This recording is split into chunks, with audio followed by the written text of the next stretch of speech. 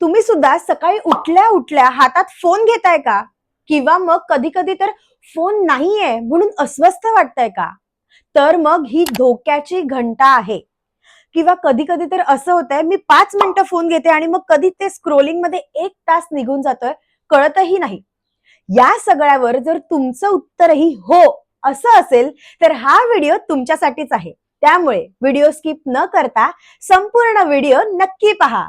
नमस्कार पाहुण्यांनो, गावडे सिस्टर्स या युट्यूब चॅनलवर तुम्हा सर्वांचं सहर्ष स्वागत आहे. आम्ही अशा इन्फॉर्मेटिव्ह विषयांवरती व्हिडिओज घेऊन येत असतो. त्यामुळे जर तुम्ही चॅनलवर अजूनही नवीन असाल तर सबस्क्राईबचं बटन दाबायला विसरू नका.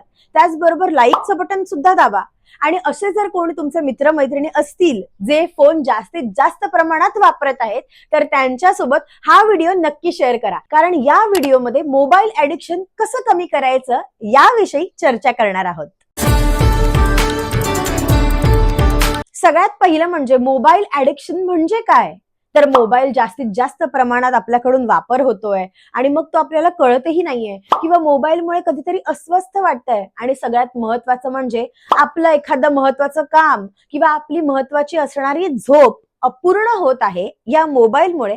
यालाच म्हणतात मोबाईल ऍडिक्शन. मोबाईल वापरण्याचे फायदे तर आहेत, पण त्याचबरोबर दुष्परिणाम हे आहेत की डोकेदुखी, डोळेदुखी, महत्वाचं काम पेंडिंग राहणं, झोप अपूर्ण घेणं आणि त्याचबरोबर मेंदूवरती जास्त ताण येत असतो या मोबाईल ऍडिक्शनमुळे. यामुळेच मोबाईल ऍडिक्शन कमी करायचे उपाय बघूयात. तर नंबर 1, स्क्रीन टाइम तपासा. आता जर तुम्हाला मोबाईल ऍडिक्शन कमी करायचंय म्हणजेच मोबाईलचा स्क्रीन टाइम कमी करायचाय, पण जर आपल्याला आपला स्क्रीन टाइमच माहित नसेल तर तुम्ही तो कमी कसा कराल? यासाठी आपला स्क्रीन टाइम माहित असणं तितकंच महत्वाचं आहे. आता कित्येक जणांना हा आपल्या मोबाईलचा स्क्रीन टाइम कसा कमी करायचा किंवा कसा पाहायचा, मुळात पाहायचा हेच माहित नसतं. आता यासाठी सेटिंग मध्ये जायचं. आपला कोणताही फोन असू देत, फोनच्या सेटिंग मध्ये जायचं. डिजिटल वेलबिंग नावाचं एक ऑप्शन असतं, त्यावर क्लिक करायचं आणि तिथे आपल्याला किती तास आपण रोजचे फोन पाहत आहोत ते कळतं. तुम्ही दिवसाचंही बघू शकता, आठवड्याचंही बघू शकता. आणि त्यात जास्त महत्वाचं आहे ते म्हणजे तुम्ही प्रत्येक दिवशी कोणत्या ऍपवर किती तास घालवत आहात ते सुद्धा दिसतं. यामुळे आपला स्क्रीन टाइम कळला की तो स्क्रीन टाइम कमी करण्यासाठी आपण नक्कीच प्रयत्न करू. यासाठी स्क्रीन टाइम प्रत्येकाला स्वतःचा माहित असणं गरजेचं आहे. दुसरा मुद्दा म्हणजे अनावश्यक ऍप डिलीट करा. आता तुमच्या फोनमध्ये असे गेम्सचे किंवा स्क्रोलिंग करण्याचे बरेचसे ऍप असतील तर ते ऍप शक्यतो डिलीट करा. आता बरेचसे कॉन्टेंट क्रिएटर सुद्धा आहेत, ते म्हणतील की आम्ही युट्यूब कसं डिलीट करू, इंस्टाग्राम कसं डिलीट करू, कारण तिथे तर आम्ही कॉन्टेंट आमचा टाकत आहोत. तर यावर उपाय म्हणजे जर तुम्ही कॉन्टेंट क्रिएटर असाल किंवा जर ते ऍप महत्वाचे असतील तर आपण होम स्क्रीनवरती ते ऍप शक्यतो ठेवले नाही पाहिजेत. कारण काय होतं, आपण फोन बघतो विरंगुळ्यासाठी, फोन ओपन केला की होम स्क्रीन वरतीच आपल्याला ते ऍप दिसतात आणि मग ते ऍप ओपन करण्याचा, त्यावर क्लिक करण्याचा मोह आवरत नाही आणि मग आपण ते ऍप ओपन करतो. त्याच्यामुळे आपला कधी किती वेळ निघून जातो हे सुद्धा कळत नाही. त्याच्यामुळे होम स्क्रीनवरती ते ऍप न ठेवता ते ऍप आतमध्ये ठेवा फोनच्या. किंवा यावर सगळ्यात सुंदर पर्याय काय आहे तो म्हणजे ऍप हाईड करणं. आता कित्येक जण तर माझे पर्सनल चॅट्स आहे म्हणून मी तो ऍप हाईड करते, किंवा हिने ऍप तो ह्याच्यामुळेच हाईड केला असं म्हटलं जातं. पण ऍप हाईड आपण चॅटसाठी न वापरता आपण तो ऍप जास्ती प्रमाणात वापरत आहोत आणि मग तो वापरला जाऊ नये यासाठी सुद्धा हाईड करू शकतो. त्यामुळे हा आपण ऑप्शन जो हाईड करण्याचा आहे तो निगेटिव्हिटी साठी न घेता पॉझिटिव्हिटीसाठी घेऊयात आणि ऍप हाईड करूयात, जेणेकरून आपलं ऍप वापरणं टाळलं जाईल. यानंतर तिसरा मुद्दा म्हणजे सकाळी उठल्या उठल्या फोन बघू नये. सकाळी उठल्यानंतर आपली प्रोडक्टिव्ह मॉर्निंग असली पाहिजे. किमान 30 मिनिटं तरी सकाळी उठल्यानंतर आपली सुंदर ताजीतवाने आणि प्रोडक्टिव्ह मॉर्निंग जर झाली तर आपला संपूर्ण दिवस अगदी सुंदर जातो. आणि यामुळेच या 30 मिनिटात नेमकं काय करायचं, तर तुम्ही एकतर वाचन करू शकता, सगळ्यात सुंदर म्हणजे व्यायाम करा, मेडिटेशन करा, किंवा फोन न बघण्याचं सोडून आईला मदत करू शकतो कामात, किंवा स्वतःच काहीतरी एखादं काम आपण आटपू शकतो. पण फोन वापरू नका.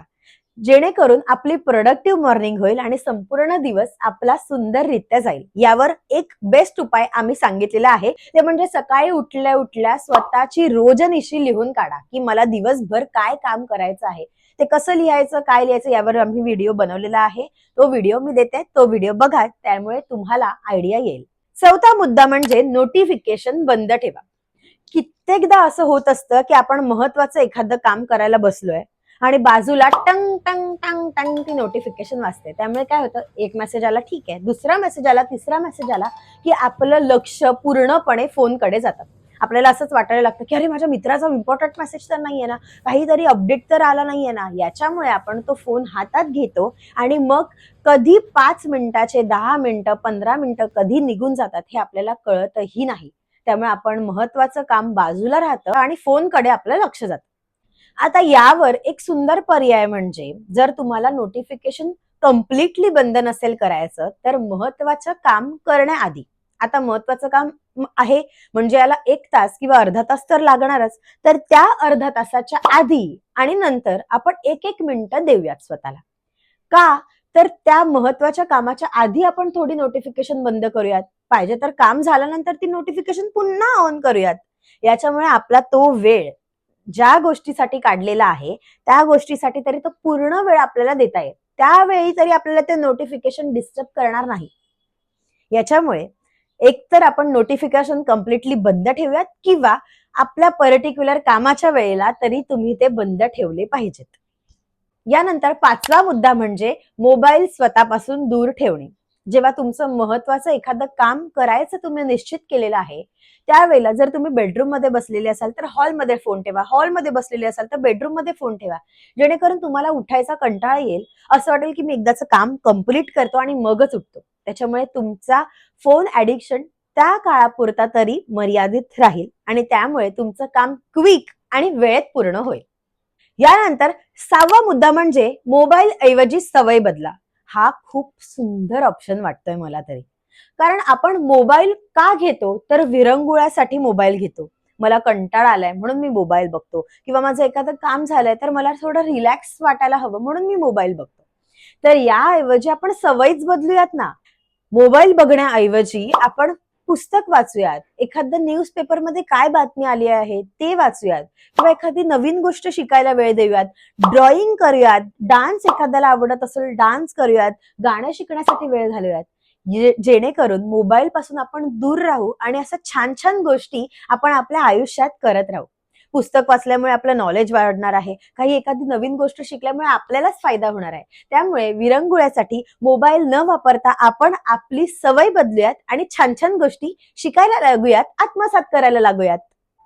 यानंतर 7वा शेवटचा पण महत्वाचा मुद्दा म्हणजे झोपण्यापूर्वी फोन बंद ठेवा. आता झोपण्यापूर्वी निदान 1 तास तरी किंवा निदान 30 मिनिटं तरी आपल्यापासून फोन लांब ठेवला पाहिजे. या 30 मिनिटात आपण आपल्या फॅमिली बरोबर चर्चा करूयात, दिवसभरातल्या गोष्टी शेअर करूयात किंवा एखाद्या मित्रमैत्रिणींबरोबर वॉकिंगला जाऊयात. पण झोपायच्या आधी फोन बघू नका. कारण फोन बघितल्याने काय होतं माहितीये, रात्री आपण अशा गोष्टी बघतो ज्यामुळे आपलं मन किंवा मेंदू विचलित होऊन जात असतो. एखाद्या गोष्टी आपण असं बघतो स्क्रोलिंग करताना किंवा काही कंपॅरिंगच्या गोष्टी येतात. अरे ह्याचं खूप छान घडतंय, माझं खूप छान नाही होत आहे किंवा ही गोष्टी ह्यांच्याच बरोबर बाबतीत का छान होते, माझ्या बाबतीत छान का नाही होते. याच्यामुळे आपलं माइंड डायव्हर्ट होतं आणि या सगळ्या माइंड डायव्हर्टमुळे आपल्याला झोप छानपैकी लागत नाही, झोप अपूर्ण होते आपली किंवा तेच विचार आपल्या मनात आल्याने आपल्याला वाईट स्वप्न देखील पडतात. आणि यामुळे आपण जर फोन बाजूला ठेवला तर आपण छान झोप घेऊ, आपली झोप पूर्ण होईल आणि यामुळे वाईट विचार मनात न आणल्यामुळे किंवा कंपॅरिझन न झाल्यामुळे तुम्हाला अगदी वाईट स्वप्न देखील पडणार नाही. यामुळे किमान झोपेच्या 30 मिनिटं आधी आपण फोन बाजूला ठेवूयात. तर हे आहेत मोबाईल ऍडिक्शन कमी करण्याचे 7 उपाय. हे उपाय कसे वाटलेत हे कमेंट बॉक्समध्ये नक्की कळवा. यातला नक्की कोणता उपाय तुम्हाला आवडला आहे, कितव्या नंबरचा आवडला आहे ते सुद्धा कळवा आणि त्याचबरोबर असे नवीन छान छान कंटेंट तुम्हाला कोणत्या कोणत्या विषयावर बघायचे आहेत ते सुद्धा आम्हाला कमेंट बॉक्समध्ये शेअर करा. तर भेटूयात पुढच्या व्हिडिओमध्ये एका नवीन विषयासह. तोपर्यंत बाय.